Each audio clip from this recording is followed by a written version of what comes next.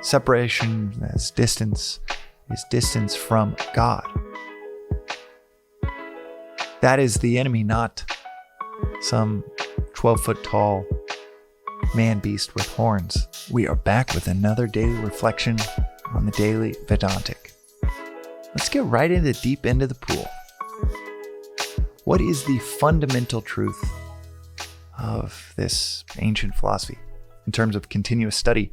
Oldest philosophy in history, dating back in the oral traditions, who knows how long?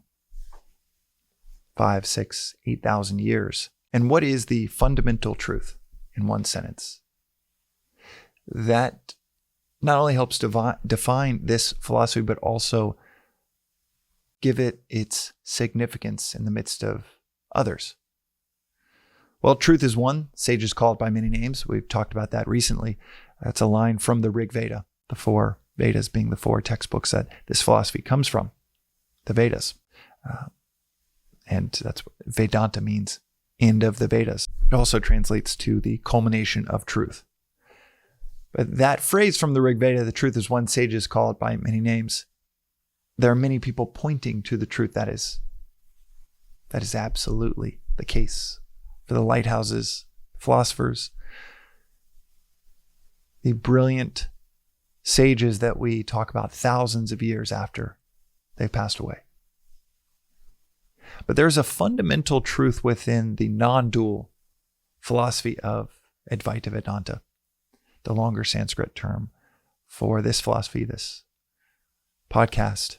What we cover is Advaita Vedanta, which means non-dual, end of knowledge. The fundamental truth behind all of these Sanskrit or big English words is this: there is a God, and that God is not beyond you. That is the fundamental truth of what this philosophy is saying. There is a God, and that God is not beyond you. It is not only said and explicitly said, it is reinforced with nearly every principle within this philosophy. You can change God for supreme or ground of being or the absolute.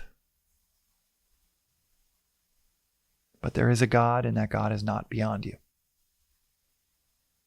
That is in contrast to other pointers that, through either misinterpretation, laziness, selfishness, malpractice. There are many other traditions out there, dualistic traditions. And it's interesting that conventional Christianity comes to mind because it's conventionally practiced as such a dualistic God separate from you, Christ separate from you philosophy, and yet Christ's final prayer. We only have a few prayers that Christ recited, but Christ himself praying during the Last Supper, that we all recognize our unity with each other and with him and the Father, in the same way that he had recognized his unity between himself and the Father.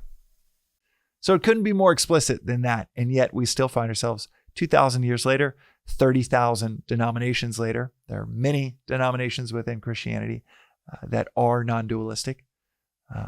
Greek Orthodox Church and generals far on that end of the spectrum, but conventional Christianity here in the West. Conventional Christianity here in the West is quite dualistic. And what is the fundamental truth of a dualistic viewpoint on the world or spirituality? And what is the fundamental truth of a dualistic spiritual approach to life? The fundamental truth is this: there is a God, and that God is beyond you.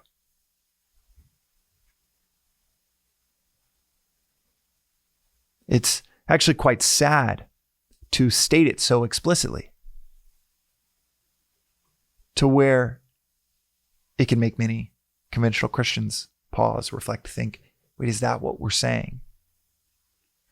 And that is what a dualistic, a me versus the world me versus or outside of you, me separate from God. That is what a dualistic view says. There is a God, but that God is beyond you.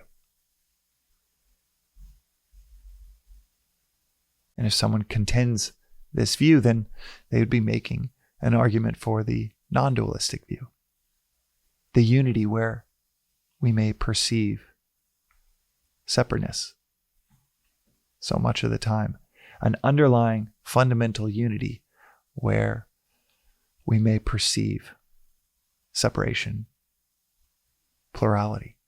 And if someone is making that case, no matter what label they or the world around them might give themselves, that is the non-dual case, because that is the fundamental truth of this philosophy, at least the fundamental truth that this philosophy puts forward, whether you take it or leave it, that there is a God and that God is not beyond you. What is interesting, I find fascinating about the Western conventional worldviews that are quite dualistic, you separate from the world, much less you separate from God, is that the word for the devil, diablos, in Greek is to be thrown apart, to be dismembered, separated, instead of in union, instead of one.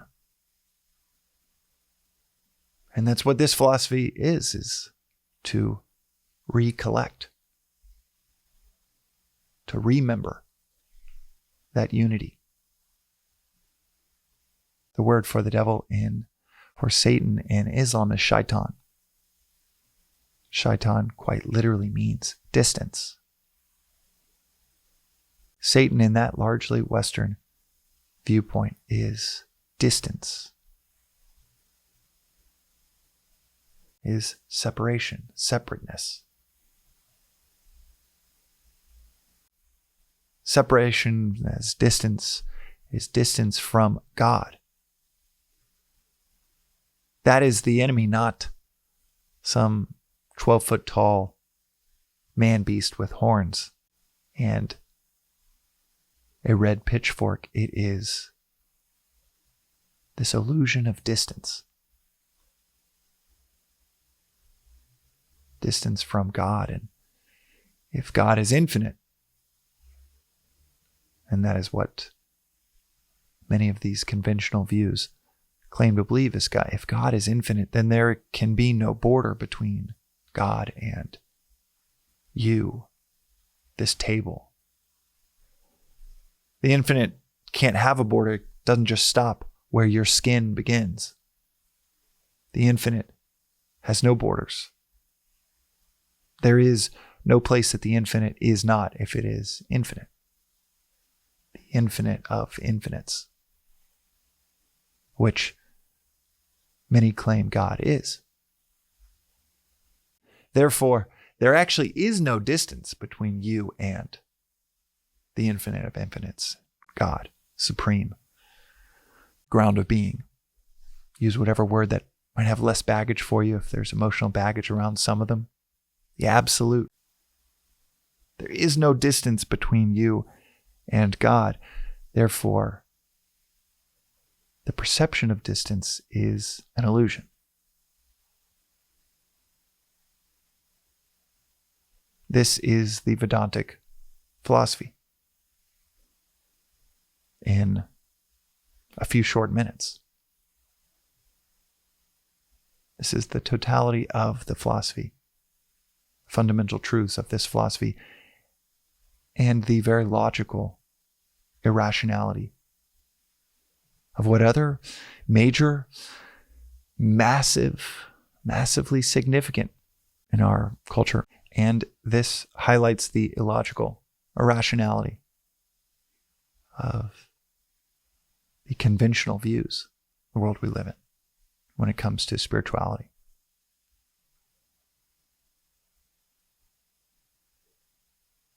This is one of those episodes where I'll say it's really worth listening and reflecting on the other side,